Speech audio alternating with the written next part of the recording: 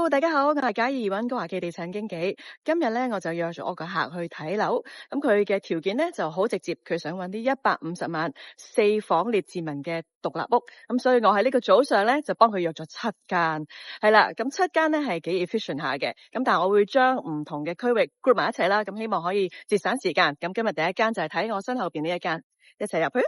呢間獨立屋2408尺，而家叫價咧就係1568000，咁行幾級樓梯咧就上到2樓啦，咁都幾啱老人家嘅，唔需要行咁多樓梯啊嘛。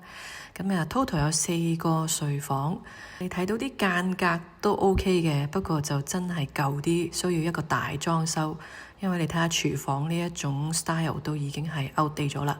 不過好光猛，好多窗，有個好大嘅 patio。然後我哋落返去呢，其實佢就係有個 mortgage helper 可以租出去。跟住我哋睇下第二間屋，呢一間就係2637尺，價錢係1599000。同樣地都係需要大裝修啦，因為已經係45年樓齡啦噃。空間感十足，咁但係要裝修廚房。好，然後就睇下第3間先。呢間細少少，1798尺，叫價呢就係1499000。睇呢啲舊樓呢，裝修就一定要噶啦，咁所以主要係睇下 layout 適唔適合自己啦。好啦，輪到睇下一間，呢間2594尺，叫價係1599000。呢一間反而就略為裝修咗些少，唔需要咁大工程去改造佢，亦都好光猛，咁就係55年樓齡啦。咁啊，屋主自住，所以可能 keep 得好些少啦。個露台都好大喎，呢度房都四四方方四正嘅。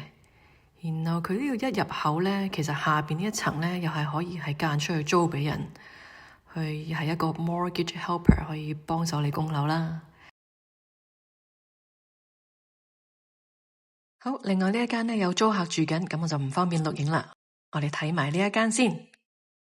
你而家睇嘅呢個呢，就係1838尺，叫價係158萬，咁就係42年樓齡，都算 keep 得 OK 嘅。不過頭先嗰間房嗰個斜 roof 呢，就大家未必中意啦。冇錯，我都知你諗緊乜嘅，就係哇咁舊。係啊，其實今日睇嗰啲大部分都係45年樓齡以上噶啦。始終150萬喺 Richmond 獨立屋呢，其實真係唔多。